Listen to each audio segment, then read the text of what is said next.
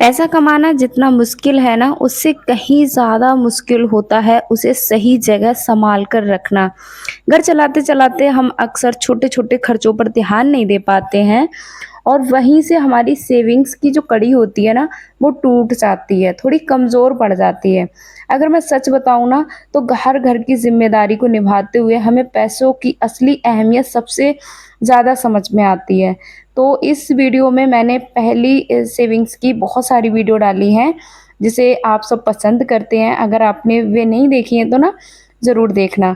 Hello friends, Radhe Radhe, कैसे हो आप सभी? उम्मीद करती हूँ आप सभी बहुत अच्छे होंगे, मैं भी बहुत अच्छी हूँ। मैं हमेशा आपके लिए अच्छे-अच्छे वीडियो लेकर आती रहती हूँ। अगर वीडियो आपको अच्छे लगते हैं, तो आप मेरे चैनल को ज़रूर से ज़रूर सब्सक्राइब किया करें। देखिए, आज मैं कुछ ऐसे तरीके बताने जा रही हूँ जो हम महिलाओं के लिए सेविंग्स के लिए ना एक वरदान साबित होंगे, क्योंकि पैसा बचाना पसंद तो होता ही है सबको, लेकिन हमारे भविष्य के लिए भी बहुत बड़ी अहमियत रखते हैं, क्योंकि भविष्य में हमें जब ज़रूरत पड़ती है ना, तो यही हमारी एक-एक पाई जो हम जोड़ते हैं ना, वो हमारे काम में आती है। तो आज उसी टॉपिक को आगे बढ़ाते हुए मैं आपके साथ कुछ नए टिप्स शेयर करने वाली हूँ, जो आपकी रोज़मर्रा की ज़िंदगी में प्रैक्टिकली काम में आएँगे और आपके पैसों को सही दिशा देंगे। तो चलिए शुरू करते हैं और समझते हैं कि छोटे-छोटे बदलाव करके ना हम अपनी सेविंग्स को मजबूत कैसे बना सकते हैं। तो देखिए बहनों, एक आदत जो हमें हमेशा याद रखनी होती है, वो है ईमानदारी से बचत करना। कई बार महिलाएँ सोचती हैं कि अगर मैं थोड़े बहुत पैसे हस्बैंड की जेब से निकाल लूँ या घर के खर्च में से थोड़ा-सा अलग रख लूँ, तो ये मेरी सेविंग्स बन जाएगी। लेकिन सच मानिए, ये सेविंग्स नहीं होती है, ये चोरी कहलाती है। घर के सभी सबसे बड़ी नींव भरोसा होती है। जब पति और वाइफ के बीच में विश्वास होता है ना, तो घर की हर चीज़ आसान हो जाती है।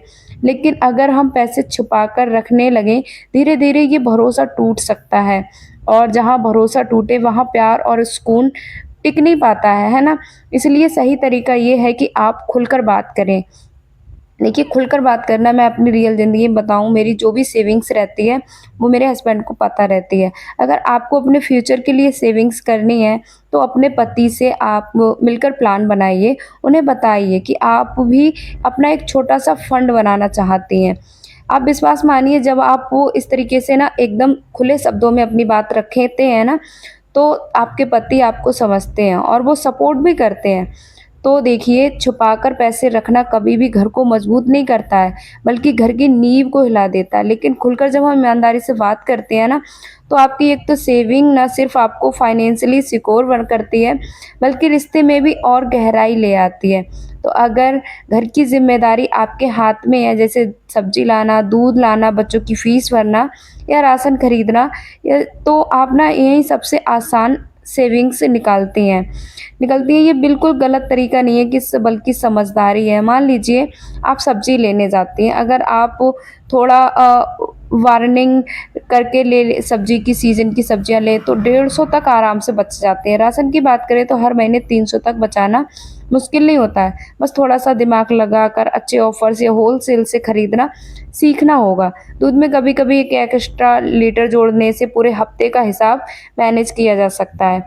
ये सबसे छोटी सेविंग्स दिखने में छोटी लगती है, लेकिन साल भर में ना ये छोटी रकम मिलकर एक बड़ा अमाउंट बन जाती है। और सबसे अच्छी बात मैं बताऊँ, इन सब चीज़ों में हस्बैंड कभी भी चेक नहीं करते हैं। देखिए, उन्हें ये सारी चीज़ें पता नहीं रहती हैं।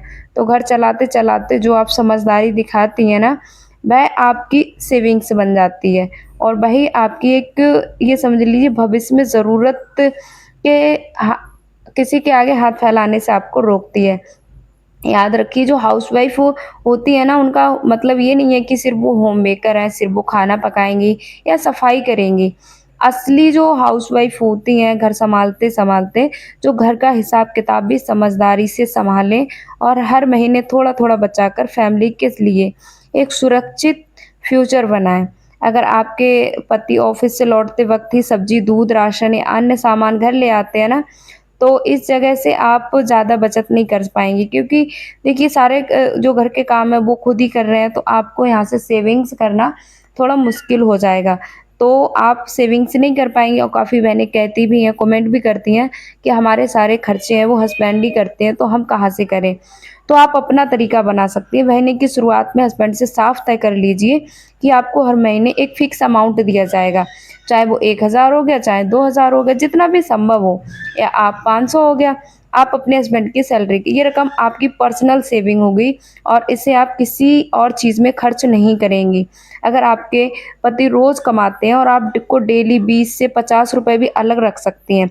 कभी-कभी छोटा रकम भी बड़ी बन जाता है ना? याद रखिए, कहते हैं ना, आपने एक कहावत तो सुनी होगी, बूँद-बूँद से ही घड़ा भरता है। महीने के अंत में आप देखेंगी ये छोटी-छोटी बचत मिलके ना अच्छे खासे पैसे बन जाती हैं।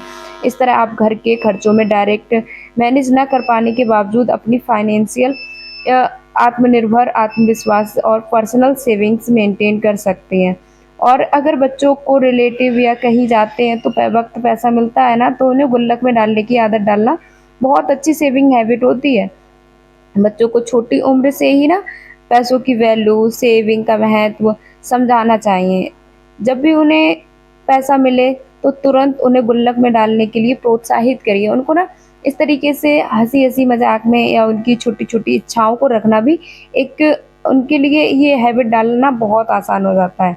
ये छोटी-सी आदत ना सिर्फ़ उन्हें पॉकेट मनी को बचाने में मदद करेगी, बल्कि उन्हें फाइनेंशियल डिसिप्लिन भी लाएगी, और है ना? और सबसे अच्छी बात ये है कि जब बच्चे खुद अपनी बचत बढ़ते हुए देखते हैं ना, तो उनमें एक तरह का कॉन्फिडेंस आता है। हमारे अंदर भी आता है, आपने अपने अंदर भी फ़ील किया होगा जब आपने बचत करी होगी ना। अगर आप ये हैबिट आज से ही डालेंगे ना, तो यकीन मानिए आने वाले समय में आपके बच्चे भी समझदारी से पैसे का इस्तेमाल करना और बचाना सीख जाएँगे।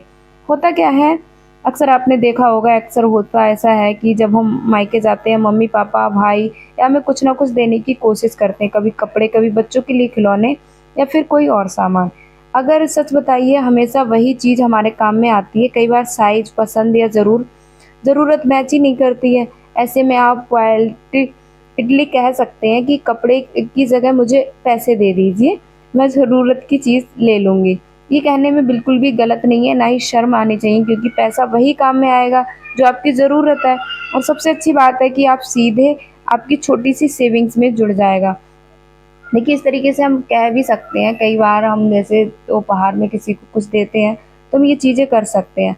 अब बात करते हैं शॉपिंग की। जैसे मान लीजिए आपने 1500 की शॉपिंग की, उस वक़्त हमेशा कोशिश ये कीजिए ज़रूरत के हिसाब के सामान लेके, ना कि सिर्फ़ मन भरने के लिए। अगर थोड़ा-सा दिमाग लगाएँगे ना, दुकानदार से आप वो बात का जो ना वो प्राइस अधिकतर ज़्यादा ही बताते हैं। प्राइस कम करने की बात करें, सही दुकान से सामान लें, तो 1500 से 1200, 1300 आसानी से मिल सकती है। मतलब 1500 की चीज़ है अगर, तो होता है ना, 1500 बताते हैं, कभी 2000 बताते हैं, उनका हम सही से मोल-भाव करते हैं ना, तो 1200-1300 में आसानी से मिल जाती हैं। मतलब एक ही है कि आपने 200 से 300 की बचत की, और ये कोई मुश्किल काम नहीं है। हम सबने मार्केट भी में देखा है, तभी कभी दुकानदार खुद भी डिस्काउंट दे देते हैं। अगर आप सॉफ्टली बोले भैया थोड़ा कम कीजिए ना, तो रेगुलर कस्टमर हूँ, तो बस इतनी सी बात को कई बार काम कर जाती है। बचत का मतलब हमेशा बड़ी-बड़ी रकम से नहीं होता है। कभी मायके से मिल गए 500, कभी शॉपिंग में बचे 200-300, या किसी छोटे से खर्च से बचाए गए 100। ये सब मिलकर महीने के आखिर में अच्छा खासा अमाउंट बन जाते हैं। तो दिखावट या पैसे कमाने की समस्या नहीं है।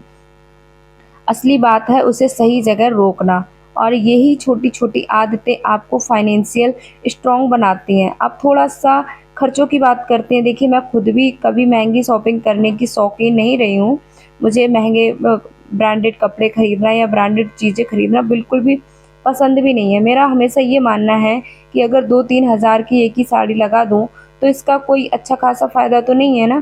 क्योंकि सच कहें तो साड़ी या सूट हमें साल में कितनी बार पहनने का मौका मिलता है, और फिर ज़्यादातर कपड़े अलमारी में ही रहते हैं। इसलिए मैं हमेशा मतलब वो बजट के हिसाब से थोड़ा कम रुपए में शॉपिंग करने की कोशिश करती हूँ। वही 2000 से 3000 में 3-4 अच्छी साड़ी या सूट्स आ जाते हैं, जिसे आप रोज़मर्रा में कंफर्टेबली पहन भी सकते हैं। फ़ायदा ये रहेगा कि वैरायटी भी बनी रहती है और पैसा भी ऑटोमेटिकली बच जाता है। असल में बचत सिर्फ गुल्लक में पैसा डालने से नहीं होती है, ये हमारी सोच और आदतों से भी होती है। अगर हम स्मार्ट तरीके से खर्च करेंगे, तो बिना किसी तो बिना किसी ऐसे भी कोई त्याग करे बिना भी अच्छा खासा पैसा हम बचा सकते हैं। अगली बात मैं आपके लिए बताऊँ, जैसे घर में रहते-रहते भी हम छोटी-छोटी एक्स्ट्रा इनकम निकाल ले सकते हैं। जैसे मान लीजिए घर में घी बनता है और कभी-कभार जमा हो जाए तो आप उसे किसी को बेचकर भी पैसा ले सकते हैं। यही आपकी छोटी-सी सेविंग भी बन जाएगी। इस तरह आपके घर में अचार, पापड़, घर का बना हुआ कोई सामान एक्स्ट्रा बन जाता है, तो आप इस आसानी से आस-पास के लोगों को देकर बहुत थोड़ा-सा बहुत ही सही लेकिन पैसा कमा सकते हैं। फ़ायदा ये है कि अलग से कोई काम भी नहीं करना पड़ेगा, बस आपने डेली कामों में थोड़ा-सा एक्स्ट्रा निकाल कर वही छोटी-सी इनकम और सेविंग्स का सोर्स बन जाती है। और हाँ, छोटी-छोटी हाउस होल्ड हैबिट भी सेविंग्स हो सकती हैं, जैसे अगर आप कपड़े घर पर ही प्रेस कर लेते हैं, बाहर की आयरनिंग वाले जो क हर बार पैसे देने की ज़रूरत नहीं पड़ती। सोचिए महीने भर में कितनी बार आपने आयरनिंग होती है। तो देखिए 1 रुपए 1 से 150 बचाकर धीरे-धीरे अच्छे खासे पैसे बन जाते हैं। कभी-कभी ये भी सोच सकते हैं कि अगर बाहर करवाते हैं तो इतने रुपए लगते हैं और आपके बच गए, तो इस तरह छोटी-सी मेहनत से बड़ी सेविंग हो सकती है। ये हैबिट्स हर घर की औरतों में होती ही है, और अगर जिनके अंदर नहीं है ना, तो वो अपनाना शुरू कर सकते हैं। आज की छोटी-छोटी हमारी जो ज़रूरतें होती हैं, वो ऐसा नहीं है, ये मैंने जो आदतें आपके लिए शेयर की हैं, तो ये कंजूसी नहीं कहलाती हैं। ये अपने पैसों को सही जगह लगाना, क्योंकि भई पैसा बहुत मेहनत से आता है, और हम मिडिल क्लास फैमिली में तो भई पैसे जोड़ना सबसे ज़्यादा मुश्किल काम भी लगता है। लेकिन अगर हम थोड़ी-सी अपनी आदतों को सुधारेंगे, अपने आदतों में बदलाव करेंगे ना, तो ये जो आदत आपको ना एक दिन आपके जीवन को आसान बनाएगी। मैंने देखिए तो अपने दोनों बच्चों के अंदर ये आदत डाल चुकी है, आगे तो मुझे नहीं पता, लेकिन अभी मुझे इतना यकीन हो गया है कि हाँ, बच्चे आगे आने वाली लाइफ में अपने पैसों को सही से सँभाल सकते हैं। तो मैंने तो भाई ये सारी चीज़ें सीख ली, बहुत सारी जिन्होंने सीख ली है ना, उन्हीं का आर्थिक पक्ष है वो मजबूत हो चुका है। तो आप सीख सकते हैं, मैं ये नहीं कहूँगी कि हमेशा, मतलब वो मैं हर बार कहती हूँ कि ज़रूरी नहीं है सिर्फ़ बचाना ही सीखें, कमाना भी आप सीख सकते हैं। आपके कमाए गए पैसे देखिए सिर्फ़ वो आपकी एक बचत का तो हिस्सा बनेंगे, साथ ही साथ आपके पति के लिए भी बहुत बड़ी मदद बन सकते हैं। तो आज का वीडियो अगर थोड़ा बहुत भी पसंद आ गया हो ना, तो एक लाइक कर देना, चैनल को सब्सक्राइब कर देना। वीडियो काफ़ी लेट आ रहा है, उसके लिए माफ़ी माँगती हूँ, और वीडियो में ऐसे ही प्यार और सपोर्ट अपना बनाए रखना। मिलूँगी अगले वीडियो में अच्छे से टॉपिक के साथ, तब तक के लिए Radhe Radhe and good bye. Thanks for watching. Good night.